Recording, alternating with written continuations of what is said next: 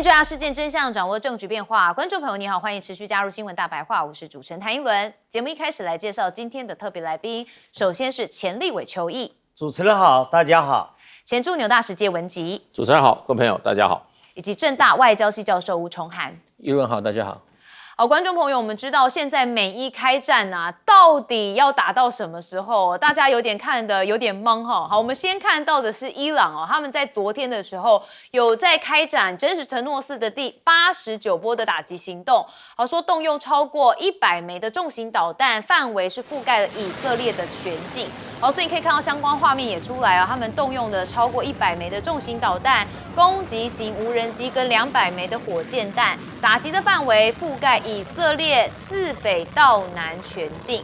还说啊，这次的行动针对的是以方的军事目标跟相关人员聚集的区域实施打击。那巴林有一处据称有80名美军人员的地点也遭到了精确的打击。好，所以伊朗他们持续是有一些出手而且他们是要精准的瞄准。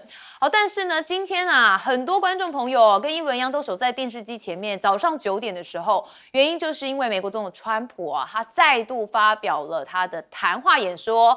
好，那当然就是要讲跟伊朗之间的部分哈。他说啊，美国在伊朗战争当中取得了压倒性的胜利，海军跟空军都被全数歼灭，飞弹能力也遭到削弱。所以接下来2到3周内会给予伊朗极其沉重的打击，说要把他们打回石器时代。他说那是他们该待的地方。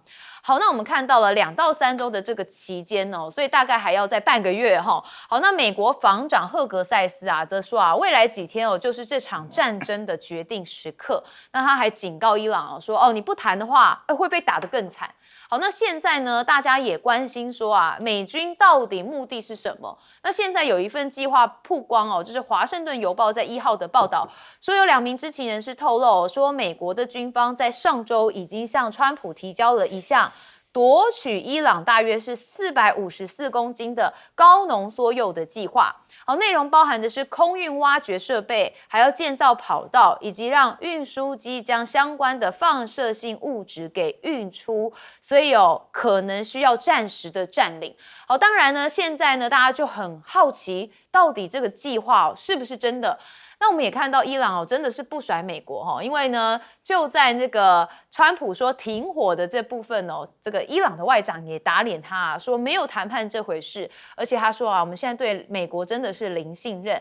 好，这是伊朗的外长阿拉奇，他说伊朗的目标是终结战争，而非暂时停火。他说停火实质保障那也批评华府缺乏诚意，每次都只会让美国跟以色列保留重新发动攻击的空间。那他甚至说对伊朗而言没有表示讯息是透过伊朗外交体系传递。那现在跟美国谈判的信任度就是0。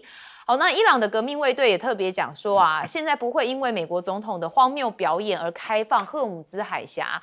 好，这是革命卫队表示说，赫姆兹海峡的局势现在牢牢掌握在他们的手中。那甚至他也强调说不会因为你美国总统的荒谬表演而向敌人来开放。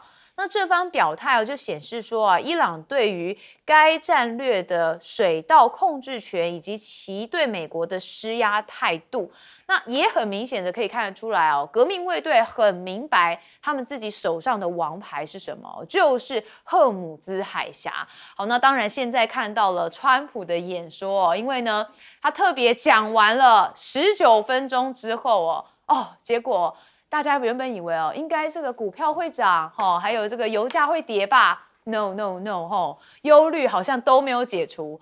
川普演说结束之后油价应声涨。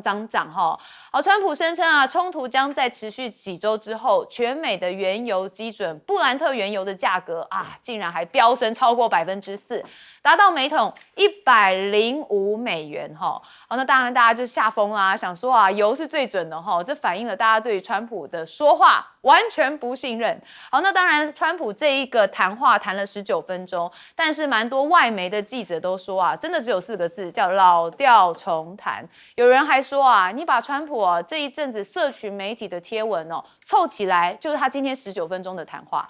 好，那当然说他发表了19分钟的演说，内容没有提出任何新的进度，大致上就是重复最近一贯的论调。那相较之下他在几项关键的议题上面避而不谈，更受关注。那包含未提出结束战争的一个确切时间表，那也没有正面的回应战事带来的经济冲击。那甚至本来不是一直喊要退出北约吗？他在这19分钟里头也没有提及。好，那大家就对于他的说法可能是蛮失望的齁。好，那川普的演说仍然呈现的是他的旧立场。好，我们看到 CNN 的报道说啊，其实川普吹捧美军在过去几周之内取得了军事的进展。好，对于许多选民在心中最大的疑问还是战争究竟何时结束？好，跟伊伦的疑问是一样的齁。好，他在演说当中没有提供任何新的答案。好，唯一我们看到就是2到3周但是看到他还是持续的在部署嘛，所以大家还是满头问号。好，那前国务卿布林肯资深顾问陶法尼安则向 BBC 表示，他认为在听完川普的演说之后，其实美国民众对于这场对伊朗的战争反而可能会更加的困惑。好，所以听完了这19分钟的川普谈话，就如同听君一席话，如听一席话。好，就是19分钟过去了，没有什么改变，也没有觉得这世界变得好像有点希望其实我们是希望战争赶快结束啊，否则后面牵连的事情反而是更多的。好，那当然我们看到一开始川普伊朗当然他们现在还是持续的在动武当中因为外交部分，我们先问杰大使。其实这个19分钟的讲话来讲，真的就跟媒体讲的话老调重弹，我们闭着眼睛这些话都不知道听了多少遍。可是它的整体的感觉，因为你个别句子你听不出来它到底它意图是什么样，整体的感觉就是说他是要打，起码没有听到说他要撤，起码没有说他要撤，他是要打，还要把人家打回石器时代。那打回石器时代，那就是大打，不是小打。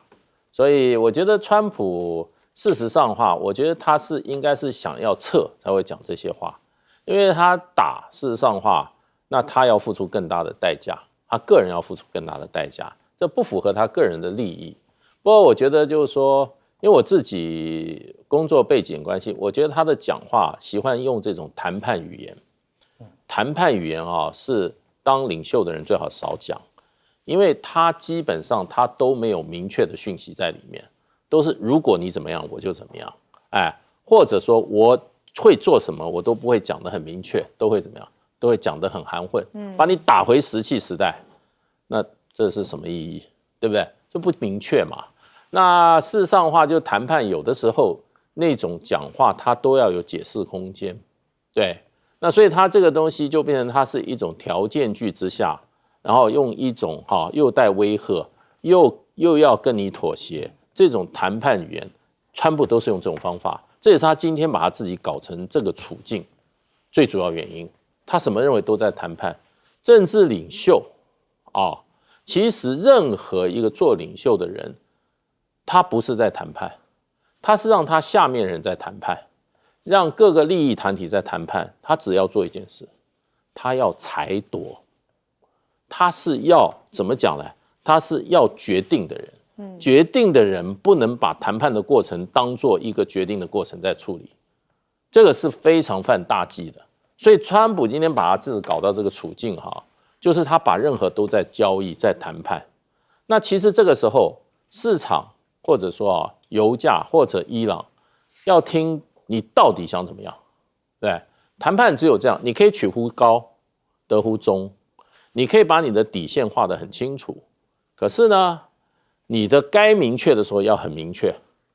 你现在川普的明确他曾经明确过，可是呢，他又说话不算话。比如说，我给你48小时，你不做的话，我就要打你的炼油厂。那你就要做48小时多少？那48小时说等我再换一下，换5天，5天以后又说再延10天。所以他这种就连谈判来讲的话，他也不及格。谈判不及格，做领袖做裁夺拿捏做决定的时候他又不及格，所以他两者皆不及格。所以今天讲这句话，我只能说大家字里行间在听其微言大义，对不对？决定就是说他没有说要撤，就是要打。那当然油价马上升啊，股价将来马上跌啊。那川普你要知道你讲话最后的结果，你除了去下到伊朗以外，伊朗现在已经不怕你了啊，怕你老早就跟你谈了，对不对？伊朗也不怕你了，对你不要忘记啊，这个义和拳当时为什么这么厉害？他有神权，他有神明附体啊，神功护体，神功附体，他是贴着符咒的啊，对不对？刀枪不入的啊。你任何有神明进入的这种进入的这种对抗有神的这种对吧？那你就不能用常理来判断，对不对？不是说你有3颗子弹，他有1颗子弹，他就一定投降，就不能用这种方法去。那所以今天川普，我觉得他这个演讲是非常失败的，那市场就给他一个惩罚。如果他再不讲清楚的话，那个市场会让他付出更大的代价。好，崇涵教授怎么看？目前暂时到为止依照一些西方媒体的报道，这个伊朗目前它大概失去了92%的大型船舰，80%的防空飞弹系统被摧毁，感觉它的一些主要的防御力跟武器是受到打击的。但是别忘了，他们转到地下跟转到游击的战法是非常明确的，而且他们也听说了，就把征兵年龄下调到12岁的都要上去，所以代表说伊朗要做一个长久持续性，我们讲 prolong war 是非常明确的哈。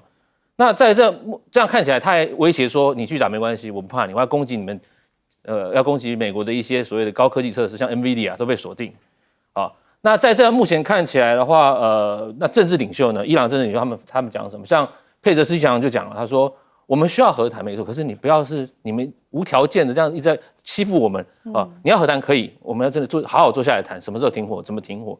佩泽斯基强是比较温和派一点的，但是别忘了，他们外交部长阿拉奇，甚至他们的这个 IRGC 领袖瓦西里是非常鹰派的，他们认为我要战到最后一刻。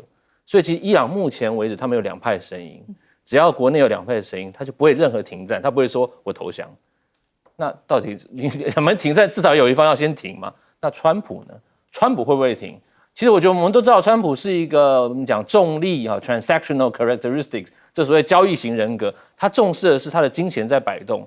我们在研究领导人发动战争的时候，我们常用理性决策论，就是领导人在打仗的时候，他觉得打比不打要好的时候，他就会打仗。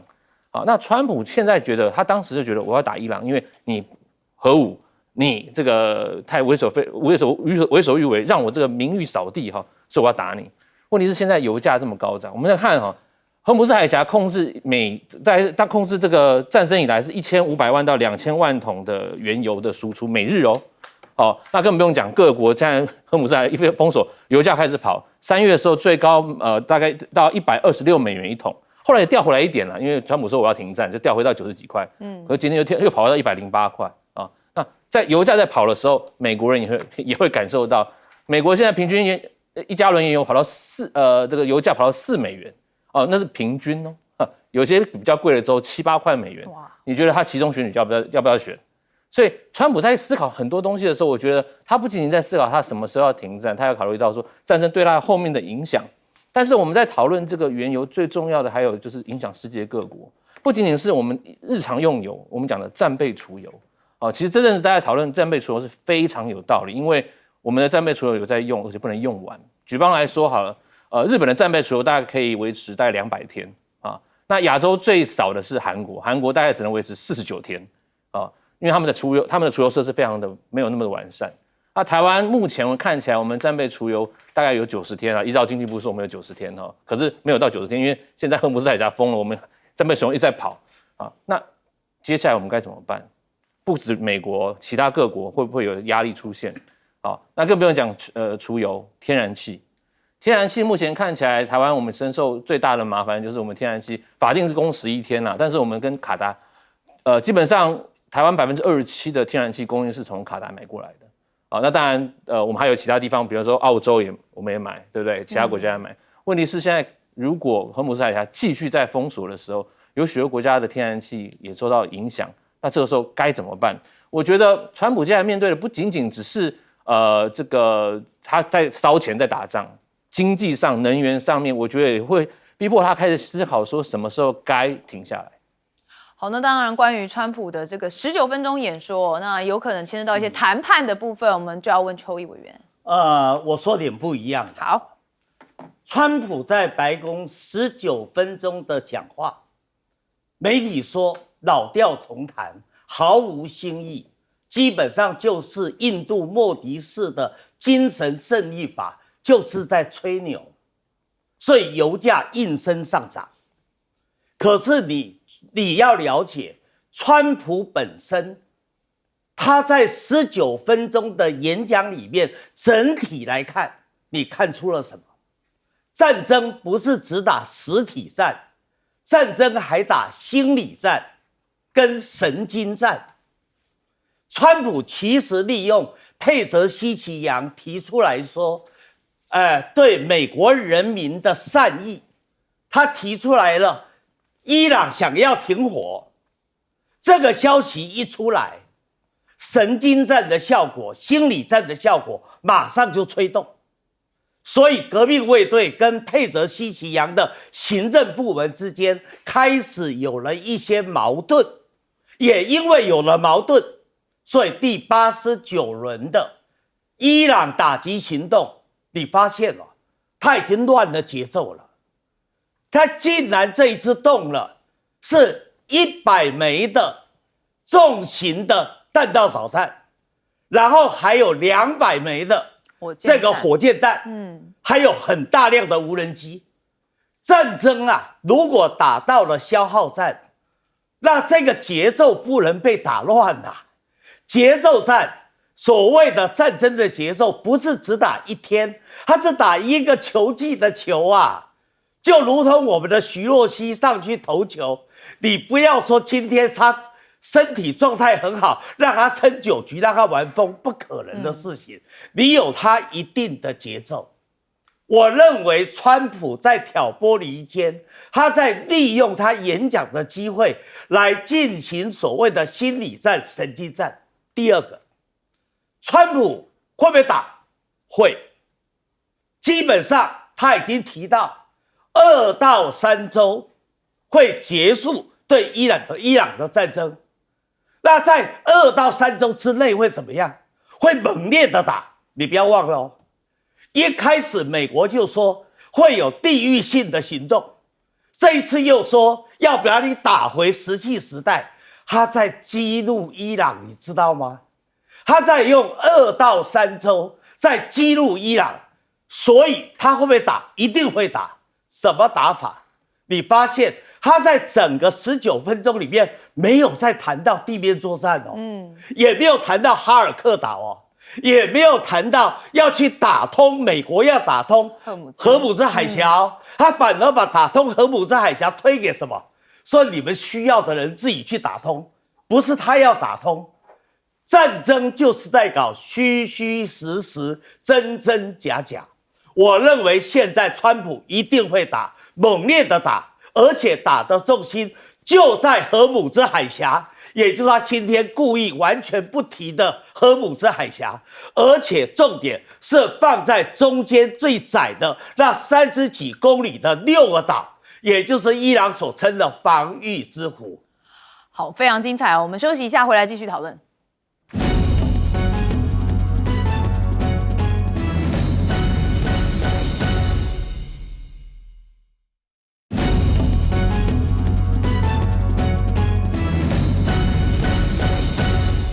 好，我们刚才比较多聚焦在这个川普的谈话哦，那当然我们现在还是要看到战情的本身哦，也就是伊朗啊，他们在第1天之内遭到701次空袭创纪录哦。好，那当然这也让革命卫队非常不爽，他们下了通牒。好，我们看到根据伊朗方面的消息哦，在川普声称摧毁了伊朗的导弹系统跟防御系统几分钟之后，其实伊朗也向以色列北部发射了导弹。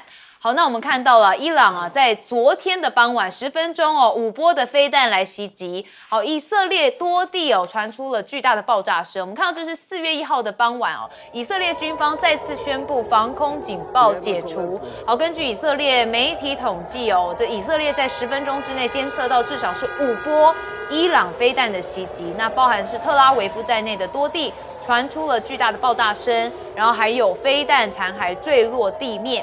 好，这是以色列3周以来遭遇规模最大的袭击。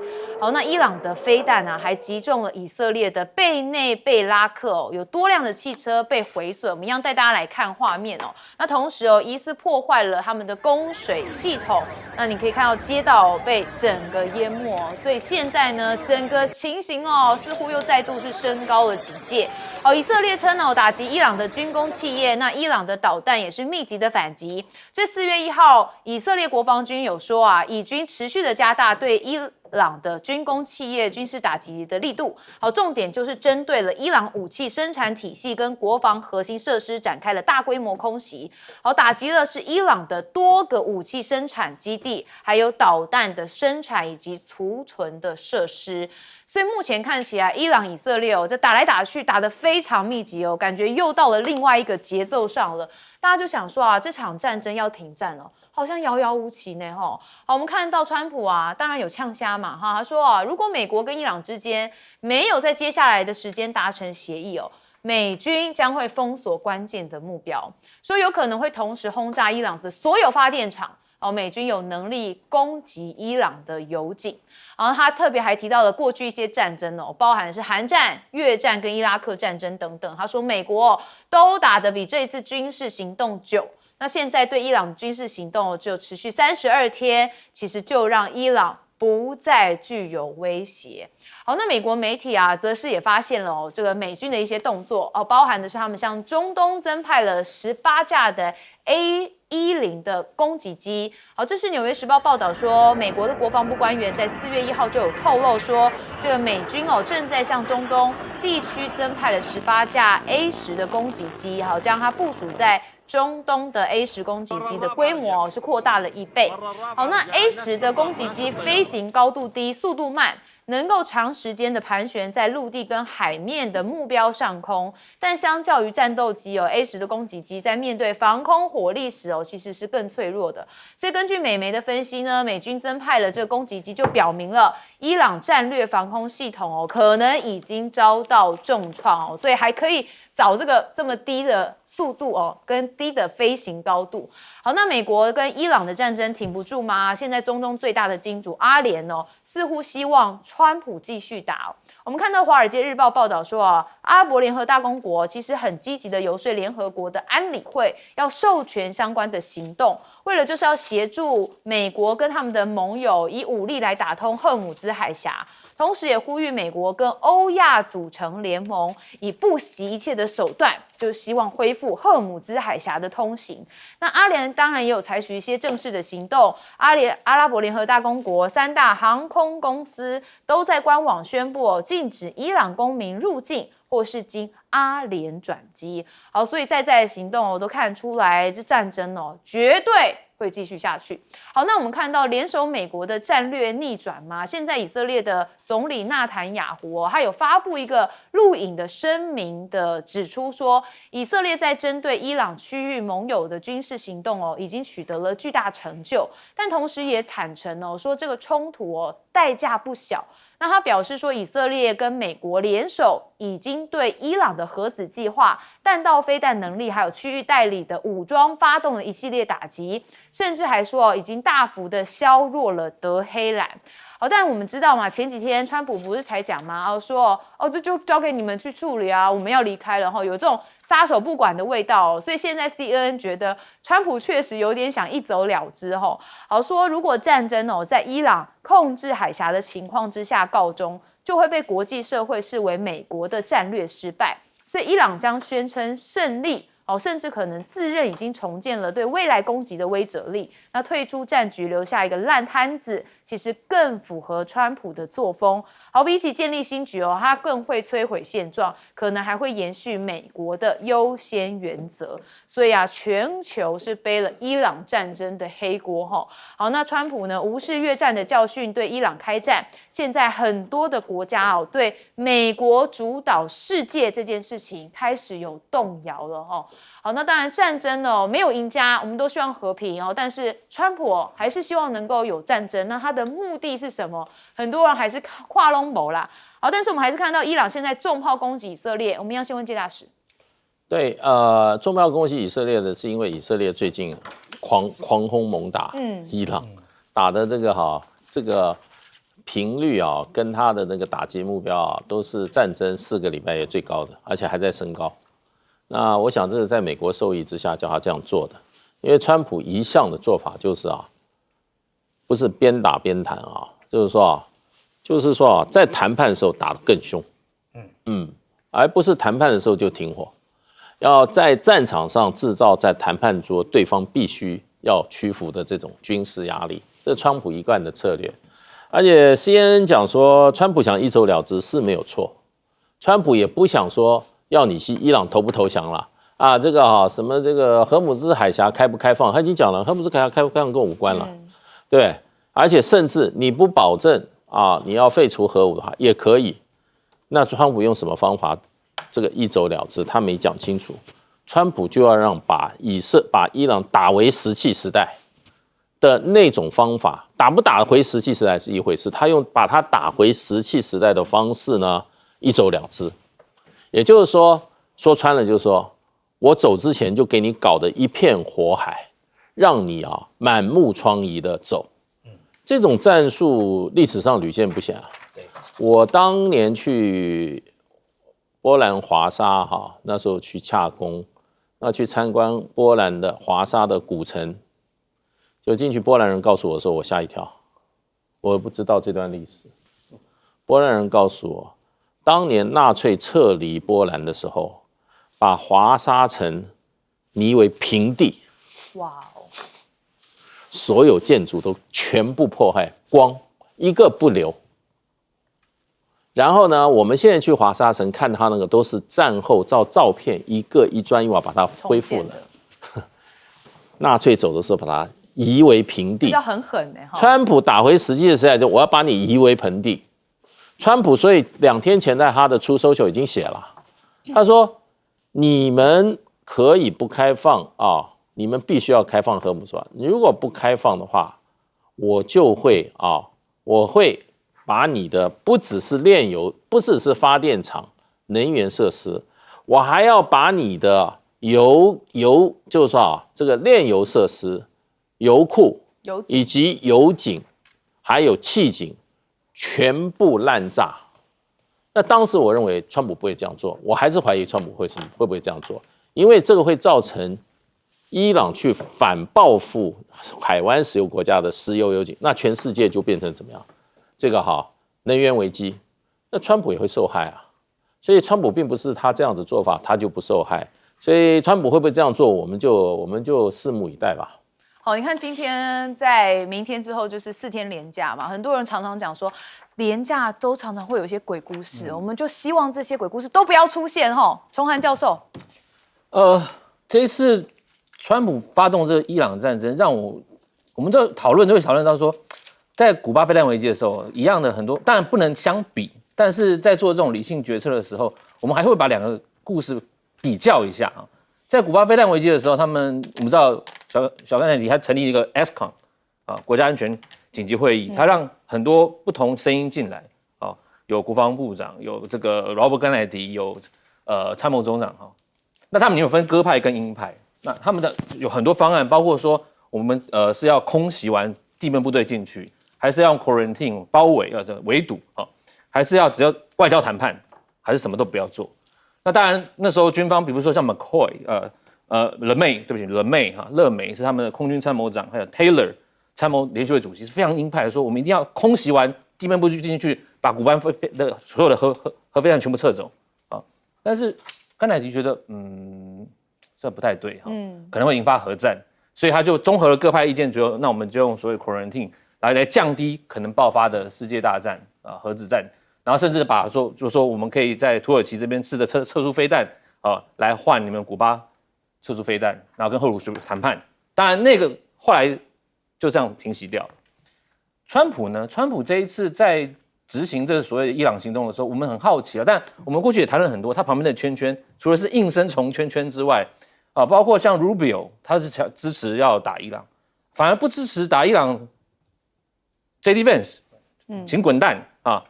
然后呢，像凯恩，他那个新的参谋总长是他拔擢上来，中将立刻拉上来当参谋联席会主席，这也是应声虫啊。那当然不用讲，威克科夫是他的这个谈判代表，也是支持。所以我觉得这一次整体的对伊朗的整体行动的拍板决策权就是川普。川普他也知道说，我要快进去，快出来。问题是我要进去出来，我要有借口。我绝对不会派我地面部队，因为地面部队进去真的是非常劳民伤财，而且会造成我们讲 prolong war。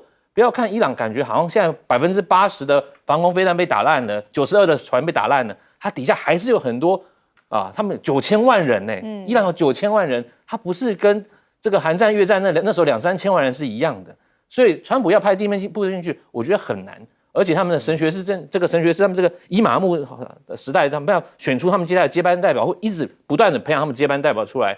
我觉得川普不是那么笨的，所以接下来我们还是看，如果真的要拉长战线，我觉得川普不会做到。崔委员怎么看？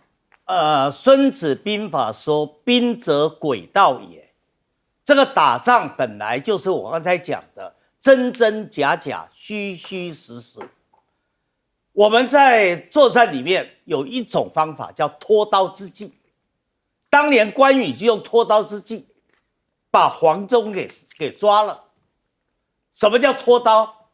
就告诉你说，我假装我输了，我要一走了之啊。于是你看到我要跑了，于是你就兴奋了，就要来追赶了。结果呢？我就利用这个机会，看你乱了节奏，犯了错误，我就把你打败了。我认为川普就在玩现在这一套。川普没有错，这个仗没有办法一直打下去，这个仗必须要有个结果。所以赫俄塞斯不小心漏了一句话：未来的几天是战争成败的关键时刻。那重点在哪里？胜败的决定就在地面作战。重点是在哪个地方地面作战？刚才在第一段华友里面不是透露了一个高级的作战计划吗？说川普要去把伊朗450公斤的高浓缩铀要把它给拿出来，给它夺走。你认为这是真的假的？这当然是假的计划啊，才故意丢给华友，让华友去报啊。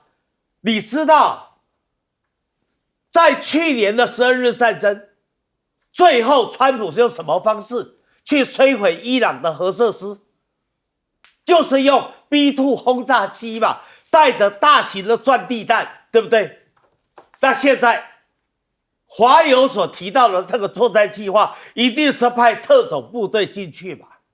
你进到了伊朗，你即使拿到了这个浓缩铀，你怎么出来？你根本测不出来啊！你会被全歼啊！所以我认为最后决战的重点仍然在荷姆兹海峡，但是不是原来大家谈的沸沸扬扬的那个哈尔克岛。因为你即使要拿下哈尔克岛，只要伊朗切断了伊朗本土到哈尔克岛的石油的输油管道，你拿下哈尔克岛干嘛？而且7000多个特战部队、特种部队在哈尔克岛上面，你就成为了被人家瓮中捉鳖的肉靶，你可能在上面也被围歼。所以真正川普要打的是什么？就是在荷姆兹海峡，刚才我讲的那6个小岛，那6个小岛才是关键的重点。所以为什么调18架 A10 的攻击机到战场？这18架 A10 攻击机都是什么？都是低速，都是低空，都是高航程，而且最适合夺岛战役的，是歼灭夺岛战役上面的部队的。好，所以从这里就看出川普真正作战的计划到底是什么。好，如邱毅委员所说的话，这3天哦，恐怕就是一个最大的关键。我们休息一下，马上回来。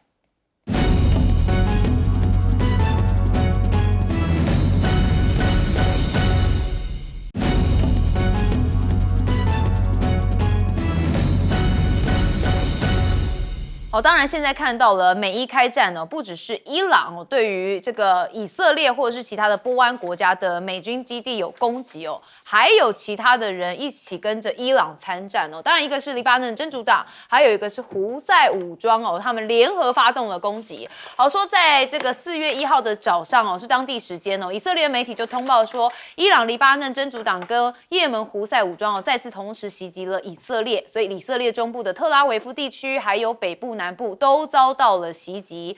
好，那现在说啊，伊朗报复美气第一枪吗？说亚马逊的巴黎 AWS 设施哦，船遇袭失火。好 ，AWS 设施呢就是云端运算设施。那亚马逊上周也指出说啊，受到中东影响哦，所以位在巴林的这个设施呢也出现了服务中断的情形。那这已经是这个公司在1个月内第2度因为战事哦影响到了营运。好，那我们看到川普的全国演说啊，他说啊，我不需要赫姆兹海峡。我们先来听一下。We're working along with Venezuela and are in a true sense joint venture partners. We're getting along incredibly well in the production and sale of massive amounts of oil and gas, the second largest reserves on earth after the United States of America. We're now totally independent of the Middle East. We're in great shape for the future. The United States imports almost no oil through the Hormuz Strait and won't be taking any in the future. We don't need it. We haven't needed it.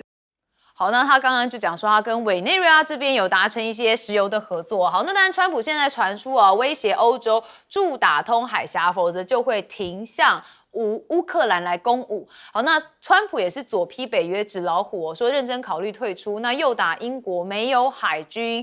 好，那现在川普对于英国很不满哦。那因为他拒绝参与这个美国以色列对伊朗的战争，还暗示他们的皇家海军无法胜任任务，甚至他还酸你们没有海军了，你们太老了，航空母舰也坏了，说他们的英国战舰的状况。好，英国首相施凯尔呢则说我们会本周主持大约35国参与的视讯会议。要讨论如何重新开放赫姆兹海峡。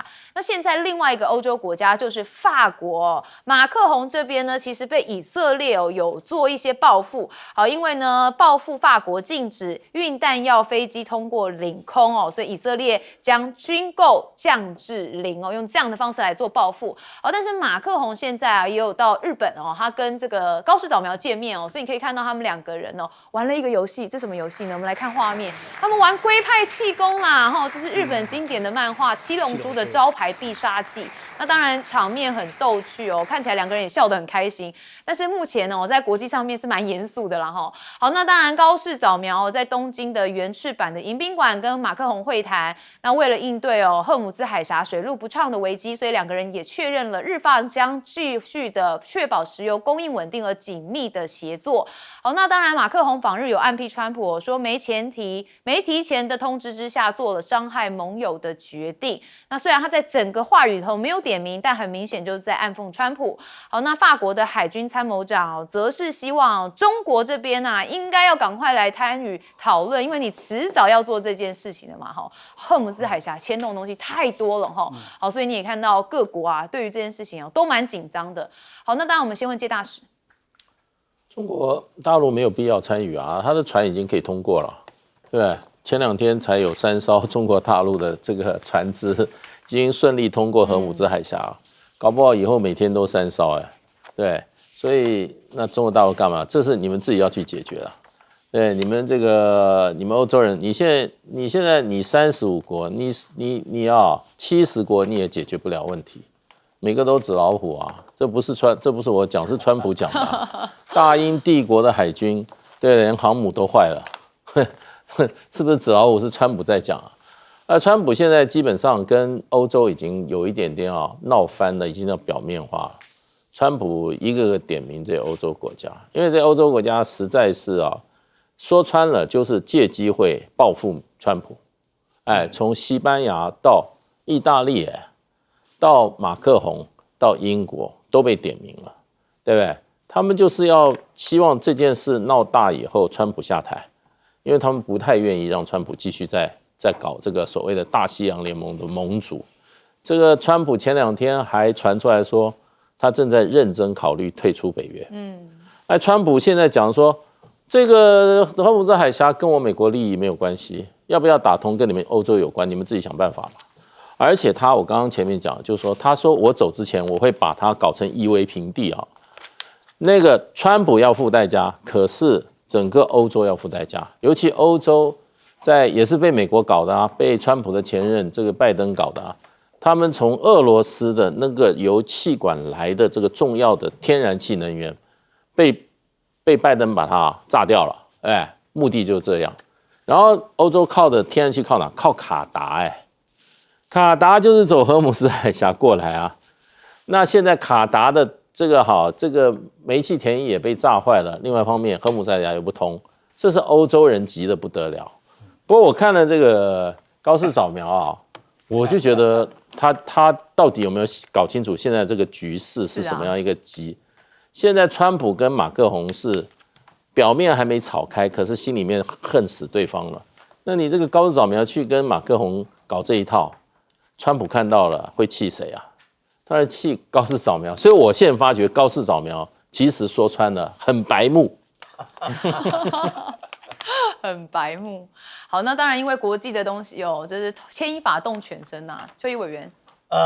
高市早苗，我再谈点不一样的啦高市早苗是标标准准，就是东京银座的妈妈桑的公关术。说实话啦，他在公关术上是有他一套你跟李在明2个会面的时候，他懂得打爵士鼓，还教李在明怎么打，把2个人的气氛搞热了，把2个人距离搞近了。他到白宫见川普，他懂得进到了晚宴的会场，一听到摇滚乐，他就开始摇摆的身体。你说哪一位日本的首相过去敢干这样的动作的？不止日本的首相了，各个国家的领导人都没有人这么干的。但是高市就是敢。好，那现在遇到了马克龙，他知道嘛，法国人浪漫所以他这时候又跟他玩七龙珠的这个龟派气功，你看玩的那么兴高采烈，也把2个人距离拉近了。可是我必须提醒，这种所谓的妈妈桑公关术，是见到谁我都让你心花怒放，都让你开心。那这样子就能够很快的引到了双方可以谈契合的谈判，这个是我们在教谈判学里面非常重要的一个部分。但是它只能作为助燃剂，它不能自燃，它只能助燃，也就是说它只能成为整个大餐里面的调味品。但是高市现在有一点把调味品当成主菜，所以这个本末倒置、主从不分，有时候可能效果适得其反。而且日本人一向保守严肃，你这么一来的话，把日本人过去的风格都给破坏掉了。好，接着谈到北约北约这一次真的是大起胆来，那么不从这个川普的调度。但是你要知道，欧洲的这些国家就是没落的贵族，没落贵族的心态是怎么样？大家要了解，去了解台湾现在一位姓金的人就知道了，什么叫做没落的贵族？没落的贵族，他小肚鸡肠，而且非常的敏感，遇到一点点事情就会跳起来。所以呢，基本上川普为什么最后的重点仍然放在刚才我一直强调的荷姆兹海峡？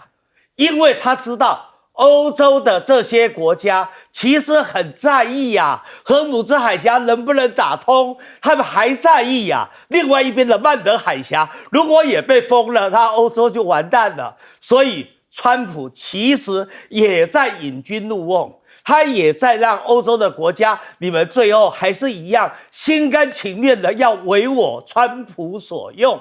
你们现在好像团结起来要扯我川普的后腿，门都没有。